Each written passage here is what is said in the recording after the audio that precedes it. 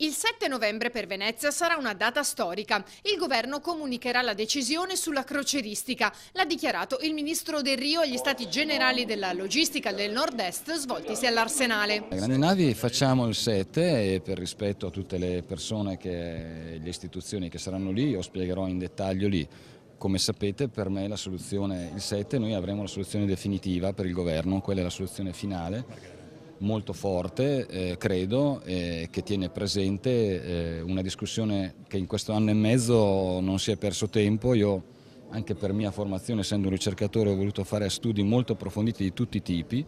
Abbiamo un dossier che non è mai stato come dire, predisposto prima, di studi molto approfonditi, e quindi le conclusioni a cui arriviamo non sono conclusioni intuitive, ma insomma basate su un lavoro molto serio. Tra poco più di una settimana dunque si saprà cosa ne sarà delle grandi navi in laguna. Non solo, il ministro ha fatto un altro importante annuncio: i soldi per completare il Mose ci sono. Finanziamenti al Mose che io adesso ho già stabilito che integriamo con 210 milioni di euro, quindi noi abbiamo messo adesso tutte le risorse a disposizione. Avere garantito continuità nonostante gli scandali, la corruzione, è stato già un grande risultato, adesso bisogna completarlo e bisogna fare in modo che funzioni. Tra gli altri nodi da sciogliere anche la manutenzione dell'opera. Su questo stiamo lavorando, ha concluso Delrio.